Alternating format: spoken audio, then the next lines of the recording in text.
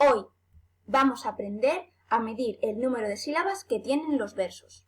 ¿Qué entendemos por verso? Verso es cada una de las líneas de un poema y podemos encontrarlos agrupados en estrofas. Como podemos observar a continuación, este poema tiene 3 estrofas y cada una está compuesta por 4 versos. Para medir el número de sílabas vamos a tener 3 reglas. Si la última palabra del verso es aguda, tenemos que sumarle una sílaba al total de sílabas del verso. Como podemos ver, en este verso la palabra marchó es aguda, por tanto recordamos que sumamos 1 al número de sílabas. Si la palabra última del verso es llana, no tenemos que cambiar el número de sílabas de ese verso. En mariposa, el número de sílabas se queda como está.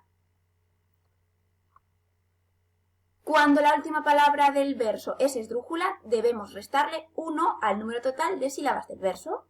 Por ejemplo, en la palabra mágicas, en ese verso tenemos que recordar que debemos restarle 1 al número total de sílabas del verso.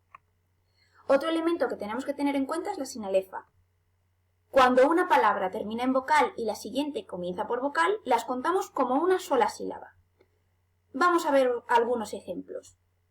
En el verso Olga tenía unas pinturas mágicas, encontramos una sinalefa entre la palabra tenía y unas, porque acaba en A y la siguiente empieza en U, por tanto, A y U será una sola sílaba.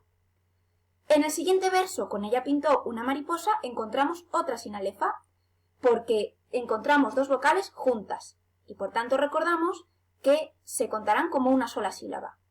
En el último verso, la palabra voló y la palabra y, finalmente también encontramos una sinalefa, porque aunque Y se considere en castellano una consonante, el sonido es de vocal.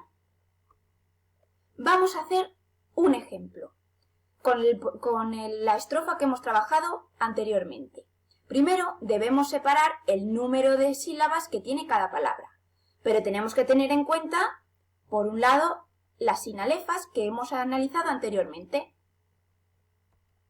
Por tanto, en el primer verso encontramos 12 sílabas, pero como mágicas es una palabra esdrújula, deberemos restarle 1 al número total de sílabas del verso.